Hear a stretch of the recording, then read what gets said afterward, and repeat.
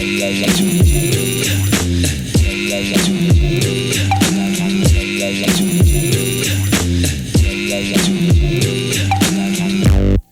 Friends, welcome back to our channel mining mirror. पिछला दो video की तरह इस वीडियो में हम लोग बात करेंगे कुछ सिंपल न्यूमेरिकल क्वेश्चंस के ऊपर, और ये है उसका पार्ट 3। और आज जो चीज़ के बारे में हम लोग बात करेंगे वो है stripping ratio and break even stripping ratio. छोटा सा चीज़ है, सिंपल चीज़ है, लेकिन बहुत इंपॉर्टेंट है अगर एग्जाम पॉइंट ऑफ व्यू से देखेंगे तो। ये जो स्ट्रिपिंग रेशियो और ब्रेक इवन स्ट्रिपिंग रेशियो, उसके ऊपर बेस करके एक या दो क्वेश्चन आपको जरूर मिल जाएगा सेकंड क्लास और फर्स्ट क्लास एग्जाम में, चाहे कोल हो चाहे मेटल का हो। और अगर माइनिंग मेड, सरदार, फोरमैन और ओवरमैन के बारे में आप बात कर रहे हैं, उस एग्जाम में आपका इसमें इसके ऊपर आपका शॉर्ट क्वेश्चन भी आ सकता है। ठीक है, तो इसमें इस वीडियो में हम लोग क्या क्या चीज़ देखेंगे, स्ट्रिपिंग रेशियो और ब्रेक इवन स्ट्रिपिंग रेशियो का डेफिनेशन, उसका यूनिट और उसका किस तरह से हम लोग यूज़ करते हैं माइंस में, उसके बाद कुछ एग्जाम्पल किस तरह से हम लोग कैलकुलेट करें। ठीक है, तो चलते हैं आगे। लेकिन उससे पहले फ्रेंड्स, अगर आप मेरे चैनल में नए हैं तो प्लीज़ सब्सक्राइब मेरे चैनल। अगर आपको वीडियो अच्छा लग रहा है तो प्लीज़ लाइक करिए, शेयर करिए और कमेंट करना मत भूलिएगा। तो चलिए चलते हैं, फर्स्ट देखते हैं कि उसका डेफिनेशन कि स्ट्रिपिंग रेशियो और ब्रेक इवन स्ट्रिपिंग रेशियो होता क्या है। तो पहले क्या है कि in mining the stripping ratio and the break even stripping ratio are critical concepts for evaluating the economic feasibility of mining operation. ये उसका इंपॉर्टेंट टर्म है, evaluating the economic feasibility of mining operation. तो बात क्या है कि जो भी माइनिंग ऑपरेशन हम लोग माइंस में करते हैं वो हम लोग के लिए इकोनॉमिकली फिजिबल होगा कि नहीं होगा। इकोनॉमी मतलब क्या होता है कि आप जो भी माइनिंग कर रहे हैं उसमें आप खर्चा कर रहे हैं पैसा, तो वो जो पैसा आप खर्चा कर रहे हैं उसमें आपको प्रॉफिट मिलेगा कि नहीं मिलेगा। अगर आप माइनिंग कर रहे हैं, सोचिए हम लोग कहीं भी अगर सोचिए ओपन कास्ट माइन से जब भी हम लोग माइनिंग करते हैं, हम ऊपर वाला बेंच से लेके धीरे धीरे धीरे धीरे डेप्थ में जाते हैं। तो जितना हम लोग डेप्थ में जाएंगे उसका जो स्ट्रिपिंग रेशियो है वो क्या ना चेंज होता रहता है टाइम टू टाइम। तो हम लोग को वहाँ पे देखना पड़ता है कि जो स्ट्रिपिंग रेशियो हम लोग को जरूरत है, जिसमें हम लोग को प्रॉफिट कर सकते हैं, उतना हम लोग मेंटेन कर पा रहे कि नहीं। अगर वो स्ट्रिपिंग रेशियो से वो थोड़ा सा ज़्यादा हो जाता है, तब जाके क्या होगा कि हम लोग को वहाँ पे इकोनॉमिक नहीं होगा। ठीक है, तो मतलब क्या होगा कि हम लोग को वहाँ पे लॉस हो सकता है। तो वहाँ पे हम लोग को देखना पड़ेगा कि अगर हम लोग उसी हिसाब से माइनिंग करते रहेंगे तो हम लोग का लॉस हो सकता है। अगर लॉस होता है तो कितना होता है, अगर लॉस करना जरूरी है क्या। अगर ज़रूरी है तो ठीक है, आप कंटिन्यू करिए। नहीं, अगर ज़रूरी नहीं तो आप वहाँ पे आप माइंस क्लोज कर सकते हैं। तो माइंस को चालू रखना और माइंस को क्लोज करना भी इसके ऊपर डिपेंड करता है। तो ये बहुत बड़ा फैक्टर है, बहुत बड़ा चीज़ है, लेकिन सिंपली इसको हम लोग समझ लेंगे। ठीक है, तो पहले देखते हैं कि स्ट्रिपिंग रेशियो का डेफिनेशन क्या है। The ratio of volume of overburden removed to the weight of recoverable mineral और कोल रिजर्व। कि एक रेशियो है जिसमें हम लोग क्या करेंगे, किसके साथ किसको हम लोग रेशियो में डालेंगे, ऊपर में आ जाएगा वॉल्यूम ऑफ ओवरबर्डन, जो ओबी जो ओवरबर्डन होता है जिसको हम लोग वेस्ट बोलते हैं, उसका वॉल्यूम, कि कितना वॉल्यूम आप ओवरबर्डन निकाल रहे हैं। ठीक है, तो वो हो जाएगा एक वॉल्यूम ऑफ ओवरबर्डन आप आ गया कितना आप निकाल रहे हैं इन मीटर क्यूब, जो हम बताएंगे बाद में। उसके बाद divided by weight of recover mineral, जो मिनरल आप रिकवर कर रहे हैं उतना वेस्ट रिमूव करने के बाद उसका वेट इन टन। ठीक है, तो उसको हम लोग बोलेंगे स्ट्रिपिंग रेशियो। ठीक है, volume divide by weight, volume of OB और वेट ऑफ मिनरल। ठीक है, उसके बीच में होगा उसका रेशियो। तो स्ट्रिपिंग रेशियो ये मेनली दो प्रकार का होता है। ठीक है, क्या क्या है, एक है करंट स्ट्रिपिंग रेशियो और एक होता है ओवरऑल स्ट्रिपिंग रेशियो। करंट मतलब जो रनिंग है, मतलब अभी जो आप माइंस चला रहे हैं, जो ऑपरेशन में है, उसमें जो अभी स्ट्रिपिंग रेशियो आपको मिल रहा है वो है करंट या रनिंग स्ट्रिपिंग रेशियो। और एक ओवरऑल स्ट्रिपिंग रेशियो, मतलब क्या है कि पूरा प्रोजेक्ट का जब आप निकालते हैं कि कितना आप ओबी निकाले और कितना आपको मिनरल मिला, उसको बोलते हैं ओवरऑल स्ट्रिपिंग रेशियो। ओके, तो अब देखते हैं ब्रेक इवन स्ट्रिपिंग रेशियो क्या है। देखिए, ब्रेक इवन स्ट्रिपिंग रेशियो एक ऐसा चीज़ है जिसमें आपको अच्छी तरह से समझ में आ जाता है कि इस पॉइंट से हम लोग आगे बढ़ें या ना बढ़ें। मतलब क्या है कि आप स्ट्रिपिंग रेशियो हमेशा कैलकुलेट करते रहे, हर साल आप निकालते रहे कि स्ट्रिपिंग रेशियो अभी कितना है, मेरा प्रॉफिट होगा कि नहीं होगा। तो ब्रेक इवन स्ट्रिपिंग रेशियो ऐसा चीज़ है जहाँ पे जाने के बाद उसके आगे अगर आप माइनिंग करते रहते हैं तो आपको लॉस होना ही है। तो ब्रेक इवन स्ट्रिपिंग रेशियो ऐसा चीज़ है कि जहाँ से आपको पता लगता है कि इसके बाद अगर हम लोग उसी हिसाब से माइनिंग करते हैं तो हम लोग का लॉस होना तय है। ठीक है, तो ब्रेक इवन स्ट्रिपिंग रेशियो बहुत इंपॉर्टेंट है। ये क्या है कि the maximum allowable stripping ratio beyond which the mineral coal can not be extracted economically. देखिए, आप अच्छी तरह से माने इकोनॉमिकली प्रॉफिटेबली आप इसको एक्सट्रैक्ट नहीं कर पाएगा अगर ये ब्रेक इवन स्ट्रिपिंग रेशियो से आप आगे बढ़ते हैं। ये होता है मैक्सिमम स्ट्रिपिंग रेशियो। ठीक है, इसके ऊपर स्ट्रिपिंग रेशियो आपको कंसिडर नहीं करना है। तो चलते हैं इसका यूनिट के बारे में। यूनिट क्या है, सिंपल है कि ऊपर वॉल्यूम है, नीचे रहेगा टनेज। तो volume of overburden by weight of recover mineral, ये उसका फॉर्मूला है। तो इसमें आ जाएगा यूनिट है वो आ जाएगा मीटर क्यूब पर टन। ओके, और जो कभी हम लोग जनरली जो हम लोग माइंस में एक्सप्रेस करते हैं रेशियो को, वो नॉर्मली होता है इस टू में, मतलब x:1। तो x क्या हो गया, x हो गया। अब एक यूनिट जो मिनरल है या कोल है उसको निकालने के लिए कितना ओबी हम लोग निकाल रहे हैं वो हो गया x, और ये हो गया आपका और, ठीक है। इसलिए हम लोग एक्सप्रेस करते हैं x:1, मतलब हो सकता है 3:1, हो सकता है 1.5:1, हो सकता है 2:1, जो भी है। तो यहाँ पे माइनिंग करने से पहले ही तय होता है कि इतना ओवरबर्डन है, इतना स्ट्रिपिंग रेशियो रहेगा, और इतना ऐसे हम लोग करेंगे तो हम लोग को प्रॉफिट मिलेगा। तो ये हो गया उसका यूनिट। तो नॉर्मली हम यूनिट होता है मीटर क्यूब पर टन, लेकिन हम लोग उसको एक्सप्रेस कर सकते हैं x:1 और 2:1, 3:1, जो भी है, ठीक है। अब चलते हैं फॉर्मूला। फॉर्मूला क्या होता है, ये सिंपल चीज़ है। स्ट्रिपिंग रेशियो जो फॉर्मूला हम पहले बताते हैं, volume of overburden in meter cube, उसके बाद weight of recoverable mineral in ton, ठीक है। ये हो गया उसका स्ट्रिपिंग रेशियो। ओके, ओवरबर्डन का वॉल्यूम और मिनरल का वेट। और ब्रेक इवन स्ट्रिपिंग रेशियो क्या होता है, इसमें देखिए एक डिफरेंट चीज़ है। क्या है, रेवेन्यू पर टन ऑफ ओर। रेवेन्यू मतलब कितना पैसा आपको मिलता है जब एक टन का ओर आप बेचते हैं, तो रेवेन्यू है। तो रेवेन्यू को दूसरा हिसाब से अगर हम लोग याद रखेंगे, सेलेबल प्राइस, मार्केट में जो प्राइस है वो हो गया आपका पर टन, ठीक है। पर टन ओर को जब मार्केट में बेचते हैं उसका प्राइस कितना मिला, उसके बाद उसी मेटल को मार्केटेबल प्राइस करने के लिए जो कॉस्ट ऑफ प्रोडक्शन आपको लगा, जो माइनिंग किए, प्रोसेसिंग किए, वो होता है कॉस्ट ऑफ प्रोडक्शन। तो उसका कॉस्ट होगा उसमें से माइनस, क्या है कि रेवेन्यू पर टन ऑफ ओर और सेलेबल प्राइस और market price minus cost of production excluding stripping cost, ठीक है। एक्सक्लूडिंग मतलब छोड़ के, किसको, स्ट्रिपिंग कॉस्ट। स्ट्रिपिंग कॉस्ट क्या होता है, स्ट्रिपिंग, देखिए स्ट्रिपिंग मेनली यूज होता है ओवरबर्डन रिमूवल के लिए, ओबी रिमूवल में ही यूज होता है स्ट्रिपिंग। नॉर्मली जो मिनरल होता है या जो आरओएम जिसको बोलते हैं, उसका रिमूवल के लिए कभी भी स्ट्रिपिंग यूज नहीं होता है, ठीक है। तो कभी भी अगर स्ट्रिपिंग वर्ड यूज होता है वो नॉर्मली होता है ओवरबर्डन के लिए। तो ओवरबर्डन रिमूवल करने के लिए जितना पैसा खर्चा होता है उस पैसा को छोड़ के जो कॉस्ट ऑफ प्रोडक्शन है, मतलब खाली माइनिंग एंड प्रोसेसिंग, उसको माइनस करिए जितना आपका सेलेबल प्राइस है, divided by stripping cost per ton of OB. यहाँ पे आता है ओबी का स्ट्रिपिंग कॉस्ट, मतलब ओबी रिमूवल का जितना खर्चा करते हैं उस पर टन यहाँ पे डिवाइड होगा, ठीक है। वो होता है ब्रेक इवन स्ट्रिपिंग रेशियो। इसको अच्छी तरह से याद रखिएगा, ये क्वेश्चन जरूर आएगा, जरूर। तो ये हो गया fundamentals of stripping ratio and break even stripping ratio. अभी चलते हैं एग्जाम्पल के साथ, देखते हैं ताकि और ज़्यादा क्लैरिटी मिले और अच्छी तरह से उसको समझ पाएँ, ठीक है। एग्जाम्पल 1, ये आ गया स्ट्रिपिंग रेशियो को निकालने के लिए। In an open cast mine the total OB removed during a year, एक साल के बारे में पूरा बता रहा है, ठीक है। तो एक ईयर में आपको ओबी कितना मिला, ओबी मिल गया यहाँ पे 6 लाख टन, ठीक है, 6 lakh ton. And coal extracted is 1.5 lakh ton, जो कोल आप एक्सट्रैक्ट किए एक साल में वो है 1.5 लाख, ठीक है, ton. Find out the stripping ratio if the specific gravity of coal is 1.5, यहाँ पे स्पेसिफिक ग्रेविटी दे दिया कोल का 1.5, फॉर ओबी इज 2.5, ओबी का स्पेसिफिक ग्रेविटी दे दिया 2.5, ठीक है। तो अभी हम लोग को डाटा मिला इतना, और हम लोग निकालेंगे क्या, स्ट्रिपिंग रेशियो। तो स्ट्रिपिंग रेशियो क्या, फार्मूला क्या होता है कि जो ओवरबर्डन आप रिमूवल करिएगा उसका वॉल्यूम, ठीक है, मतलब ओबी का volume divided by weight of mineral या कोल, जो भी है, ठीक है। तो ओबी का वॉल्यूम कैसे मिलेगा, ओबी का यहाँ पे क्या दिया है, यहाँ पे दिया है वेट दिया है 6 लाख टन, यहाँ पे वेट दिया है, ठीक है। तो इसीलिए हम लोग पहले क्या करेंगे, ये जो 6 लाख टन है उसको हम लोग निकालेंगे यहाँ से, उसका वॉल्यूम कितना होता है। ओके, तो एक बार इसको क्लियर कर देता हूँ। तो पहले निकालते हैं ओबी का वॉल्यूम कितना होता है। तो हम लोग जानते हैं जो डेंसिटी होता है मास बाय वॉल्यूम होता है, ठीक है। रो हो गया मास बाय वॉल्यूम, मतलब जो स्पेसिफिक ग्रेविटी के बारे में हम लोग बात करें उसी का है, specific gravity equal to mass by volume.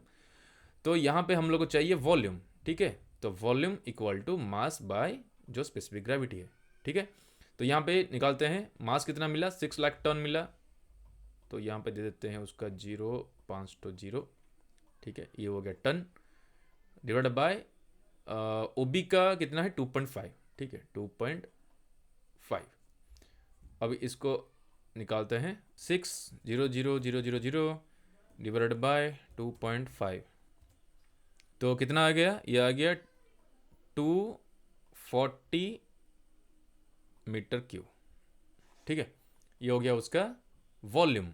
अभी देखते हैं कि हम लोग को, देखिए यहाँ पे कोल का भी स्पेसिफिक ग्रेविटी दिया 1.5, लेकिन कोल के लिए उसका यूज़ करने की ज़रूरत नहीं है, ठीक है। हम लोग को चाहिए वॉल्यूम बाय कोल का वेट, तो वॉल्यूम मिल गया, डिवाइड कर दीजिए। कोल का वेट कितना है यहाँ पे 1.5 लाख, मतलब 1.5 लाख टन, मतलब क्या होता है कि 1.150,000, ठीक है 1,50,000। तो आंसर क्या होगा देखते हैं, 2,40,000 divided by 150, okay, answer will be 1.6, ठीक है। तो ये जो मिला यहाँ पे वो है 1.6 मीटर क्यूब पर टन, ठीक है। तो इसको हम लोग लिख सकते हैं 1.6:1। तो ये हो गया, जनरली हम लोग इसी तरह से एक्सप्रेस करते हैं 1.6:1। तो यहाँ पे जो स्ट्रिपिंग रेशियो मिला वो मिला हम लोग को 1.6:1, ओके। तो ये है उसका आंसर। तो ये हो गया कि किस तरह से हम लोग स्ट्रिपिंग रेशियो कैलकुलेशन करेंगे। अब चलते हैं ब्रेक इवन स्ट्रिपिंग रेशियो, जो थोड़ा सा ज़्यादा इंपॉर्टेंट है इससे। तो चलते हैं एग्जाम्पल नंबर 2। तो यहाँ पे है द सेल वैल्यू, यहाँ पे दे दिया कि सेल वैल्यू। तो पहला चीज़ जान लेते हैं कि ब्रेक इवन स्ट्रिपिंग रेशियो का फॉर्मूला क्या है।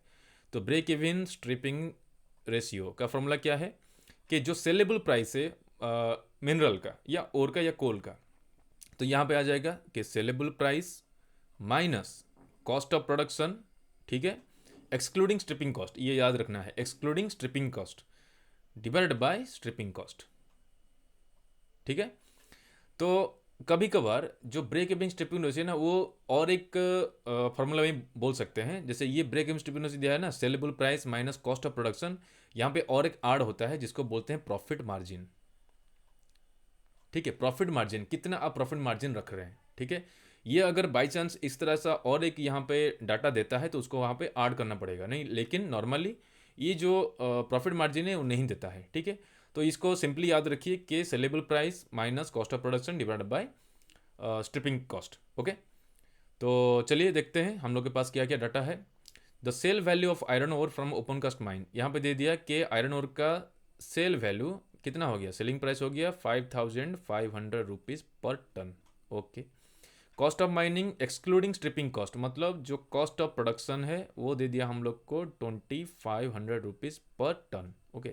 ये जो है ना पर टन, इसको याद रखिएगा, मैंने ध्यान रखिएगा, क्योंकि कभी कभार क्या होगा कि पर टन को ना वो पर केजी लिख देगा, तो वहाँ पे आपको समझ में आ रहा होगा कि टन है लेकिन ये केजी है, तो आंसर वहाँ पे गलत हो जाएगा। तो हमेशा यूनिट को ध्यान रखिएगा। हो गया, if the cost of stripping is 1,000 rupees per metre cube, यहाँ पे दिया कि जो स्ट्रिपिंग कॉस्ट है, दे दिया stripping cost per metre cube. देखिए यहाँ पे एक चीज़ ध्यान रखिएगा, ये जो मीटर क्यूब है ना, ये वॉल्यूमेट्रिक दिया, लेकिन कभी कभार आपको देता है कि स्ट्रिपिंग कॉस्ट पर टन, ठीक है।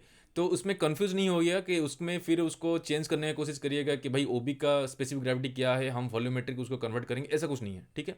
ये क्या ना ब्रेक इवन स्ट्रिपिंग रेशियो निकाल रहे हैं, तो वो जो कॉस्ट के ऊपर जा रहे हैं यहाँ पे, ठीक है, कॉस्ट के ऊपर, तो इसीलिए वहाँ पे पर मीटर को दे या पर टन दे, लेकिन कैलकुलेशन आपका सेम रहेगा, सेम टाइप का रहेगा, उसमें ज़्यादा कन्वर्सन करने की जरूरत नहीं है।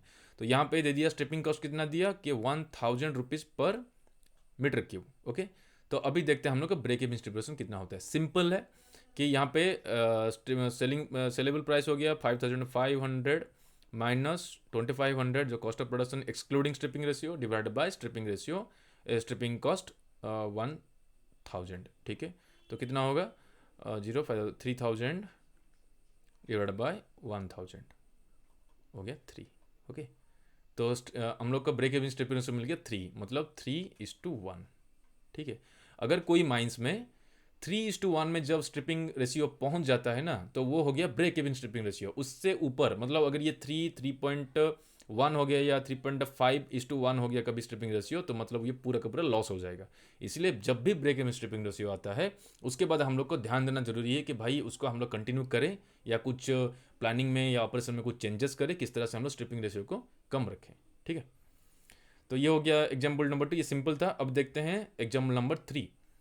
If the value of the ore is 600 rupees per ton. तो यहाँ पे दे दिया वैल्यू मतलब ओर का मतलब सेलेबल प्राइस जो मार्केट प्राइस होता है। एस पी हो गया, सेलेबल प्राइस हो गया 600 rupees per ton. The production cost दे दिया, कॉस्ट ऑफ प्रोडक्शन दे दिया एंड 400 रुपीज़, ठीक है, per ton. Okay, stripping cost is 50 rupees, stripping cost भी दे दिया यहाँ पे 50 rupees per ton. Find the break even stripping ratio of the mine. मैं इसीलिए ये क्वेश्चन को दिया, देखिए सिंपल है। जो मैं पिछला क्वेश्चन में बताया कि जो stripping cost per metre cube दिया था, और यहाँ पे दिया है कि stripping cost 50 rupees per ton. इसीलिए कभी कंफ्यूज मत होइएगा, ये टन रहे चाहे मीटर क्यूब रहे, उसका कैलकुलेशन सेम रखिएगा। तो यहाँ पे सिंपल कैलकुलेशन होगा कि 600 minus 400 divide by 50 equal to 200 divide by 50 equal to 4, मतलब 4:1। ये हो गया आपका break even stripping ratio. Okay, ये सिंपल था। अब चलते हैं लास्ट एग्जाम्पल में, एग्जाम्पल नंबर 4। थोड़ा सा यहाँ पे चेंजेस है। For an open pit mine the value of coal is 210 rupees per K जी। यहाँ पे देखिए, इसको लिखना यहाँ पे बहुत ज़रूरी था, पर के जी। के जी मतलब यहाँ पे यूनिट के ऊपर हमेशा ध्यान दीजिएगा, ठीक है। तो कोल का प्राइस बोल दिया, जो हम लोग का होता है सेलेबल प्राइस, वो हो गया 210 रुपीज़ पर के जी, ठीक है। रिकवरेबल ग्रेड इज 1.2%, ठीक है। यहाँ पे एक और एक फैक्टर दिया है कि रिकवरेबल ग्रेड, माने जो रिकवर हम लोग करते हैं, कितना हम लोग को मिलता है वहाँ से, उसका ग्रेड के हिसाब से 1.2% है। जो रिकवरेबल ग्रेड हो गया 1.2%। Okay, production cost per ton of coal including mining and processing cost excluding stripping cost. देखिए यहाँ पे जो दिया ना इंक्लूडिंग माइनिंग एंड प्रोसेसिंग, इसमें कंफ्यूज नहीं होना है, क्योंकि माइनिंग और प्रोसेसिंग मिलके ही कॉस्ट ऑफ प्रोडक्शन होता है, ठीक है। लेकिन यहाँ पे दिया एक्सक्लूडिंग स्ट्रिपिंग कॉस्ट, मतलब स्ट्रिपिंग कॉस्ट उसमें इंक्लूड है ही नहीं, वो बाहर में है, तो हम लोग को वही चाहिए। तो वो दे दिया cost of production. Cost of production कितना दे दिया यहाँ पे 2000 rupees. Okay, 2000 rupees per ton, ठीक है, ये पर टन के हिसाब से है, पर टन। उसके बाद है ब्रेक इवन स्ट्रिपिंग रेशियो। यहाँ पे दिया है ब्रेक इवन स्ट्रिपिंग रेशियो दे दिया है 3.49 मीटर क्यूब पर टन। यहाँ पे दे दिया है स्ट्रिपिंग रेशियो। तो हम लोग को चाहिए क्या, यहाँ पे पूछ रहा है कि स्ट्रिपिंग कॉस्ट कितना है। तो यहाँ पे पूछ रहा है SC स्ट्रिपिंग कॉस्ट कितना है। सिंपल है, सब सारा वैल्यू दिया हुआ है, खाली हम लोग को फॉर्मूला में सेट करना है। लेकिन यहाँ पे जो चीज़ जानना जरूरी है वो है जो सेलिंग प्राइस है, जो वैल्यू है कोल का, वो है 210 पर केजी। तो इसको आपको यहाँ पे थोड़ा सा कन्वर्ट करना पड़ेगा कि अगर 1 केजी का दाम 210 रुपया है तो 1 टन में कितना आता है। तो 1 टन मतलब 1000 केजी, ठीक है। तो पर टन कितना आ जाएगा 210, ठीक है, 210 इंटू 1000 केजी, ठीक है। ये हो गया टोटल अमाउंट 210,000, ये हो गया उसका पर टन का कॉस्ट हो गया। उसके बाद यहाँ पे और एक चीज़ क्या दिया है, रिकवरेबल ग्रेड 1.2%, ठीक है। तो इसलिए इसमें क्या होगा कि यहाँ पे आड हो मल्टीप्लाई कर देंगे कि कितना हम लोग को जो सेलिंग प्राइस है ना कोल का, वो यहाँ पे मिल जाएगा टोटल। तो 210,000 इंटू 1.2%, 1.2 डिवाइडेड बाई 100, ठीक है। तो इसको कैलकुलेट करके निकाल लेते हैं। 210,000 इंटू 1.2 डिवाइड बाई 100, तो टोटल कितना आ गया 2520, ये हो गया उसका कॉस्ट, ठीक है। तो अभी हम लोग नॉर्मल चल जाते हैं फार्मूला में। तो break even stripping ratio formula क्या होता है कि break even stripping ratio equal to selling price minus cost of production divided by stripping cost. तो यहाँ पे ब्रेक इवन स्ट्रिपिंग रेशियो कितना दिया है, यहाँ पे दिया है 3.49 मीटर क्यूब पर केजी, ये वाला, ठीक है। तो यहाँ पे लिख लेते हैं 3.49 इक्वल टू, यहाँ पे आ जाएगा 2520, यहाँ पे जो मिला हम लोग को माइनस कॉस्ट ऑफ प्रोडक्शन कितना है 2000 excluding stripping cost divided by stripping cost. तो यहाँ पे stripping cost equal to 520 divided by 3.49 equal to, अब निकाल लीजिए, ये हो गया 148.99, ठीक है। ये हो गया उसका आंसर। इसका आंसर मतलब क्या होगा कि ये हो जाएगा रुपीज़ पर मीटर क्यूब, ठीक है। तो यहाँ पे आंसर हो गया 148। अगर हम लोग इसको अप्रोक्सीमेटली देखेंगे, अगर अब ऑप्शन देखिएगा, अगर इस टाइप का ऑप्शन आता है 148.9, तो इसको हम लोग लिख सकते हैं 149, ठीक है। लेकिन अगर हम लोग उसमें ऑप्शन 149 नहीं है, तो आप वहाँ पे जाना पड़ेगा कि नियरेस्ट होल नंबर, ठीक है। तो यहाँ पे आ जाएगा इसको हम आप अप्रोक्सीमेटली कर सकते हैं 150, ठीक है। तो यहाँ पे आंसर आ जाएगा 150 रुपीज़ पर मीटर क्यूब। तो ये हो गया उसका स्ट्रिपिंग कॉस्ट, ठीक है। तो मिल गया हम लोग आंसर। तो नॉर्मली कुछ भी डाटा हम लोग को चाहिए तो पहले डाटा आप देख लीजिए कि उसको कहीं से कुछ ज़रूरत है कन्वर्ट करना तो कन्वर्ट करिए, उसके बाद फार्मूला में पुट करिए, ठीक है। तो फ्रेंड्स ये 4 एग्जाम्पल आपको स्ट्रिपिंग रेशियो और ब्रेक इवन स्ट्रिपिंग रेशियो के ऊपर, आई होप कि ये इसमें थोड़ा सा आपको फंडामेंटल क्लियर हो गया होगा। अगर और कुछ ज़रूरत है तो ज़रूर इसमें कमेंट करके बताइएगा। ओके फ्रेंड्स, इस वीडियो में इतना ही। आई होप कि ये वीडियो आपको बहुत हेल्प करेगा आपका अपकमिंग एग्जामिनेशन के लिए, चाहे शॉर्ट नोट्स में हो, चाहे शॉर्ट क्वेश्चन में हो, चाहे न्यूमेरिकल्स में हो। ओके, तो फ्रेंड्स अगर आपको वीडियो अच्छा लगे तो लाइक करिए, शेयर करिए, सब्सक्राइब करिएगा ज़रूर। और मिलते हैं अगला वीडियो में, तब तक के लिए stay safe, stay healthy. Thank you.